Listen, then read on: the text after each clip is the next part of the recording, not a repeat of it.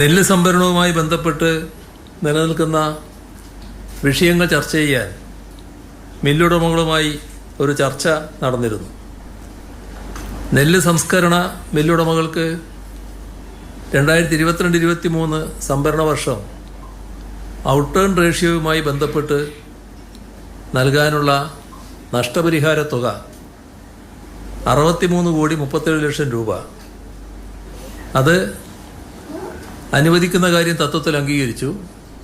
തീരുമാനിക്കേണ്ടത് മന്ത്രിസഭയാണ്. മന്ത്രിസഭയുടെ പരിഗണനക്ക് വിടാമെന്ന് സമ്മതിച്ചു. കേന്ദ്രം നിശ്ചയിച്ച 68% എന്ന ഔട്ടേൺ റേഷ്യോയിൽ മാറ്റം വരുത്താൻ സംസ്ഥാനത്തിന് അധികാരമില്ല. എന്നാൽ ഇവിടുത്തെ സാഹചര്യത്തിൽ കേരളത്തിൽ ഈ പറയുന്ന രീതിയിൽ റേഷ്യോ ലഭിക്കുന്നില്ല എന്നത് മൊത്തത്തിൽ പരാതിയായിട്ട് ഉയർന്നു വന്നിട്ടുണ്ട്. അപ്പം അതിൽ മാറ്റം വേണം എന്നതാണ് പൊതുവെ കാണുന്നത്. സംസ്ഥാന സർക്കാരിനും ആ അഭിപ്രായം തന്നെയാണുള്ളത്.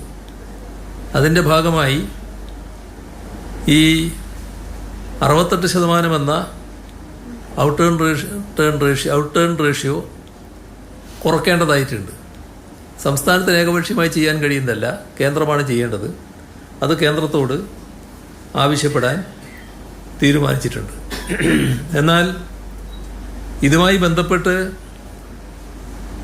മില്ലുടമകൾക്കുണ്ടാകുന്ന നെല്ല് സംഭരിക്കുമ്പോൾ, അത് അരിയാക്കുമ്പോൾ മില്ലുടമകൾക്കുണ്ടാകുന്ന നഷ്ടം അത് നികത്തുന്നതിനാവശ്യമായ ധനസഹായം നൽകുന്നതിന് സർക്കാർ തയ്യാറായാൽ അതിൽ ഇടപെടില്ല എന്ന നിലപാട് നേരത്തെ തന്നെ ഹൈക്കോടതി വ്യക്തമാക്കിയിട്ടുണ്ട്. അതിൻ്റെ അടിസ്ഥാനത്തിൽ ഇവിടെ ഇന്നെത്തിച്ചേർന്ന ചില ധാരണ അങ്ങനെയൊരു നഷ്ടം സംഭവിക്കുന്നത് കണക്കാക്കി ആ നഷ്ടം നികത്തിക്കൊടുക്കുന്നതിനാവശ്യമായ നടപടികൾ സ്വീകരിക്കുമെന്നാണ്. അത് സപ്ലൈകോയും മില്ലുടമകളും തമ്മിൽ ചർച്ച ചെയ്ത് ഒരു നിലപാടിലേക്ക് എത്തും. അതേപോലെ തന്നെ ട്രാൻസ്പോർട്ടേഷൻ ചാർജ് ലഭിക്കുന്നില്ല എന്ന പരാതി അവർക്കുണ്ടായിരുന്നു. ആ ട്രാൻസ്പോർട്ടേഷൻ ചാർജ് അനുവദിച്ച് നൽകാൻ കേന്ദ്ര സർക്കാരിനോട് ആവശ്യപ്പെട്ടിരുന്നു. ഇപ്പോൾ അത് സംബന്ധിച്ച് തീരുമാനമായി എന്നാണ് അറിയുന്നത്.